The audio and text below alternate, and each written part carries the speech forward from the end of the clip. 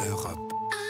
Europe 1. Du gagnant-gagnant, c'est ainsi qu'Emmanuel Macron présente l'accord entre la France et l'Italie sur le dossier STX, les chantiers navals et leur reprise par l'italien Fincantieri à 50% plus 1% prêté par l'État français pour créer à terme un champion mondial dans le naval, c'est ce qu'affirment les deux parties. N'empêche, après Alstom contrôlé par les Allemands, on en viendrait presque à penser que c'est toute l'industrie française qui s'en va. Et pourtant, bonjour Nicolas Barré. Bonjour Jean-Philippe. Directeur du journal Les Échos, attention au trompe-l'œil, il y a une autre réalité. Vous nous dites ce matin que la France ne perd plus d'usines. Oui, voilà, une étude de l'observatoire Trendéo publiée aujourd'hui montre que depuis le début de l'année, il y a eu précisément 87 créations d'usines pour 61 fermetures. Le solde est donc positif et ce, pour la première fois depuis la crise de 2008-2009. Alors évidemment, si on prend un peu plus de recul, l'image est moins rose parce que depuis 2009, le solde est fortement négatif. La France a perdu en net 600 usines. Non, là, clairement, on n'a pas effacé les effets de la crise de 2008. Alors voilà, la crise a fait un trou en quelque sorte dans notre tissu industriel. Ce trou n'a pas encore été comblé.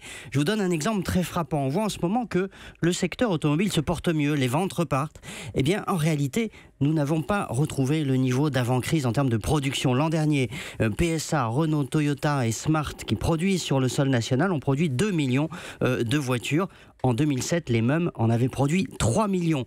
Tout le défi français aujourd'hui, c'est de combler ce trou dans notre tissu industriel. Il fallait stopper l'hémorragie. Alors on peut penser que c'est fait avec ce chiffre de création d'usines. C'est la bonne nouvelle de ce matin. Maintenant, il faut réindustrialiser, ce qui veut dire encore des efforts sur les coûts, sur les produits, la montée en gamme, la recherche. Ce sera nécessaire, mais c'est long. L'éclairage de Nicolas Barré, directeur du journal Les Échos.